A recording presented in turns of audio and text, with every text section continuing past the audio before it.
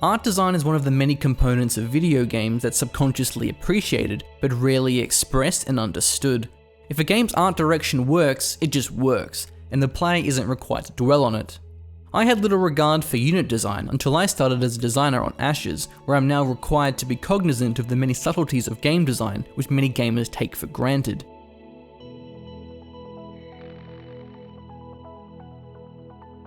It's challenging to take a unit design from my head and communicate it to an artist to replicate, as it requires a thorough comprehension of a faction's recurring visual themes and quirks. Doing so has given me a new appreciation for the art design in many RTS games. Today I'll be exploring how the Seraphim and Substrate factions from Supreme Commander Forged Alliance and Ashes of the Singularity Escalation are crafted in a way to visually distinguish them as alien compared to the other human factions. We all have an idea of what a tank should look like. A rectangular frame, a track on each side, and a turret in the middle. For something to look alien, it needs to oppose the image that pops up in our head when you think of a unit type. The Seraphim tanks are unusual as they have their main gun off to one side and have unconventional tracks. The light tank has its right track larger than the left, while the siege tank has 4 separate tracks, with the front and back differing in wideness. Our expectation of walking robots is for them to match the biology we're familiar with on Earth. We want our robots to have knees, ankles, and feet, and to walk in ways that resemble human movement. Seraphim walkers have multiple means of distancing themselves from a typical walker. Some have blade-like legs that look and animate entirely unnaturally. Other Seraphim walkers do have knees and feet, but have an additional leg segment, breaking the leg up into 3 different sections, which is unlike anything in the animal kingdom.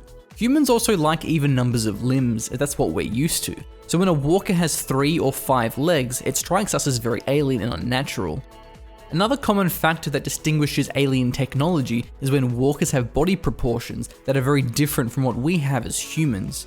This technique is especially noticeable with Aeon, but also with Seraphim, as they have thin legs and joints, unlike the tougher looking UEF walker that more resembles a human figure. Substrate units have lots of curves with sharp pointed ends, lacking the flat rectangular surfaces which are typical of their human rivals, the PHC. This factional curve-flat dichotomy is found not only in the 3D models, but also in the textures. The PHC juggernauts have straight rectangular textures such as light panels and grooves, while the Substrate juggernauts have intricate curved patterns.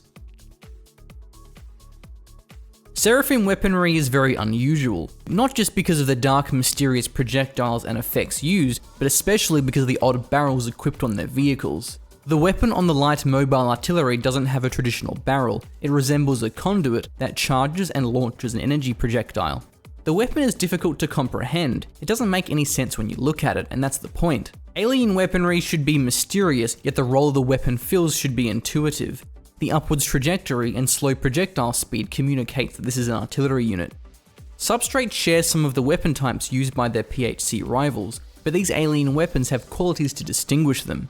For example, the Tormentor artillery frigate has a bright fang-like bulb at the end of its barrel, unlike the dark, perfectly round PHC equivalent. Seraphim textures have a metallic shimmer, which suggests the material uses a construction technique unlike what humans use, because our metal doesn't shine.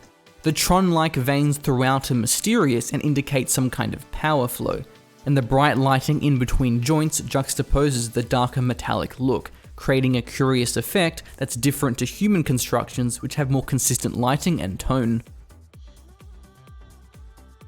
Humans haven't yet worked out how to defy physics, so typically when there are objects that mysteriously float, it's non-human technology. Many of the Seraphim and Substrate assets have components not directly connected, floating nearby and moving along with the primary object. A recurring feature among many Substrate units are the 2 pincers at the front. Reusing a common trait is useful for making units blatantly belong to a specific race, especially when the unit type offers less artistic flexibility. Regardless of the chosen player colour, there are colour palettes typical of each faction. The PHC units have lots of silver to represent the sturdy metal that makes up their constructs and reflects the tougher nature of their gameplay. Substrate units have sections of fluorescent aqua, which represents their technological prowess.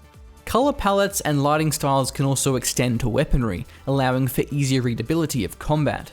Substrate has unique fluorescent weaponry, while PHC has lots of orange rocket projectiles. Due to the meticulous art direction in distinguishing these factions, people who haven't played either game could identify Seraphim and Substrate as alien.